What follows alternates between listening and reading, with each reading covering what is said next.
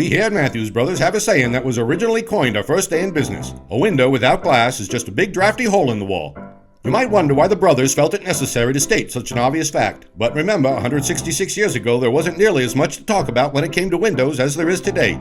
Back then, it was pretty much, you got your wood, you got your glass, you got your putty, you got your window. Back then, windows had two jobs: let the light in and keep everything else, wind, rain, bad guys, out. Nowadays, windows are called on to be much more than just glass holders. Today, our windows are more like transparent walls and are actually more thermally efficient than walls in homes built just 50 years ago. When you consider that a window is about 85% glass, you see why the brothers focused on it, even back then. Today, both our windows and our dual and tri-pane insulating glass units are all proudly made in Maine and are not supplied by some other manufacturer out there by the Great Divide. You can see the results of our relentless passion for making wicked awesome windows and doors, but only at better lumber yards and window professionals, or on the web at MathewsBrothers.com. That's Mathews Brothers with one T, America's oldest window manufacturer.